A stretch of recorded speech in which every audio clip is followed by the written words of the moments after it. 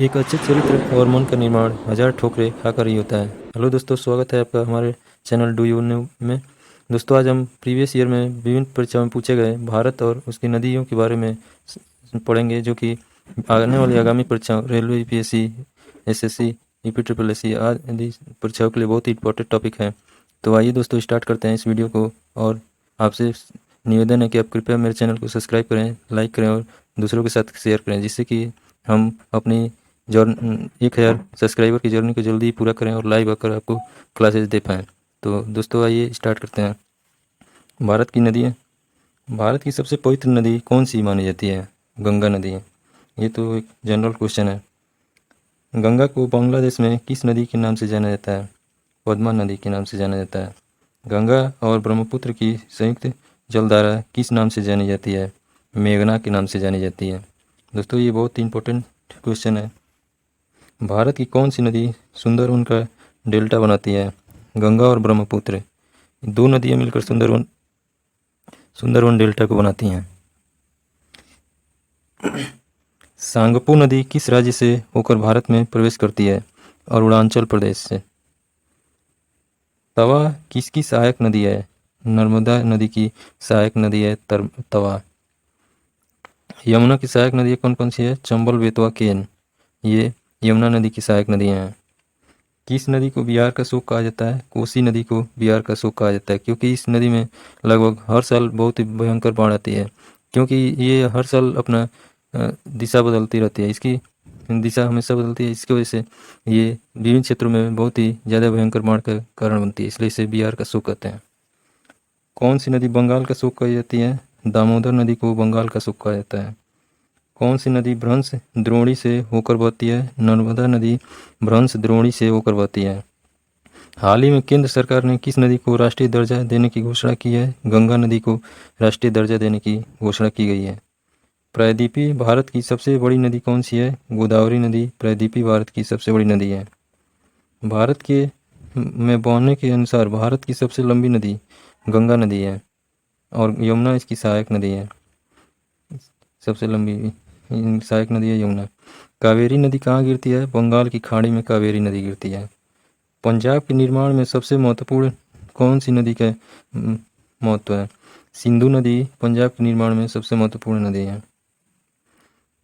और पंजाब का निर्माण भी 5 नदियों के कारण हुआ है, जिससे इसका नाम भी पंजाब पड़ा है। कौन सी नदी पश्चिम बंगाल की ओर बहती है और अरब सागर में गिरती है?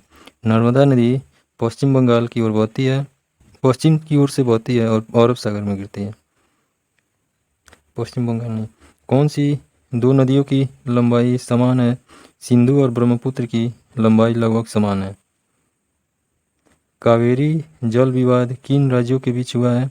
कर्नाटक और तमिलनाडु के बीच का ये विवाद है। किस नदी को बृहद गंगा के नाम से जाना जाता है? गोदावरी नदी को बृहद गंगा के नाम से जाना जाता है। कौन सी नदी अपना मार्ग बदलती रहती है? कोसी नदी अपना मार्ग बदलती है। कौन सी नदी कपिल जलधारा प्रपात का निर्माण करती है? नर्मदा नदी कपिल जलधारा का निर्माण करती है। कौन सी नदी उड़ीसा का शोक कही जाती है? ब्राह्मणी नदी को उड़ीसा का शोक कहा जाता है। दोस्तों, ये नया तरह का क्वेश्चन है। वैन गंगा और पैन गंगा किसकी सहायक नदियाँ हैं? गोदावरी नदी की सहायक नदियाँ हैं। इंडो ब्रह्मा है एक पौराणिक नदी है। किस नदी पर सबसे लंबा सड़क पुल है? गंगा नदी पर सबसे लंबा सड़क पुल है। कौन सी नदी विश्व की सबसे बड़ा द्वीप है बनाती है? ब्रह्मपुत्र विश्व का सबसे बड़ा द्वीप बनाती है। नर्मदा नदी का अधिकांश भाग भारत के किस राज्य में बहता है? मध्य प्रदेश में नर्मदा नदी का अधिकांश भाग बहता है। नदियों को जोड़ने की योजना किसके शासनकाल में प्रस्तावित हुई थी? राजग सरकार में नदियों को जोड़ने की संकल्पना प्रस्तावित हुई थी। कौन सी नदी रिफ्ट घाटी से होकर बहती है? ताप्ती नदी रिफ्ट घाटी से होकर बहती है। दोस्तों, हमें ये कंटेंट बनाने में बहुत ही एफर्ट लगाना पड़ता है, सो आपसे निवेदन है कि आप इस वीडियो को ज़रूर दूसरों के साथ शेयर करें, जिससे कि हमारे चैनल को पे जल्दी सब्सक्राइबर पूरे हों और हम लाइव आकर आपको ट्रिक के साथ और अच्छे क्वालिटी का वीडियो पे पढ़ा सकें। कौन सी नदी पर भारत और पाकिस्तान का जल समझौता हुआ है। सिंधु नदी के लिए भारत और पाकिस्तान के बीच जल समझौता हुआ है। दोस्तों अगर लाइव क्लास में हम पढ़ते तो आपको मैप के साथ पढ़ाते तो इससे जल्दी और ज़्यादा समझ में आता है। सिंधु समझौते के अनुसार भारत सिंधु नदी के कितने प्रतिशत जल का प्रयोग कर सकता है? 20% जल का भारत प्रयोग कर सकता है, बाकी 80% जल जो है पाकिस्तान के लिए रिजर्व है। प्रायद्वीपीय नदियों का उत्तर से दक्षिण की ओर क्रम क्या है? महानदी, गोदावरी, कृष्णा, पेन्नार, कावेरी और वैगाई। ये उत्तर से दक्षिण के क्रम में बहती हैं। कौन सी नदी भारत के केवल जम्मू कश्मीर में बहती है? सिंधु नदी भारत के केवल जम्मू कश्मीर राज्य में बहती है। पंचगंगा और दूधगंगा किसकी सहायक नदियां हैं? कृष्णा नदी की सहायक नदियां हैं पंचगंगा, दूधगंगा। दामोदर नदी कहाँ से निकलती है? छोटा नागपुर के पठार से निकलती है।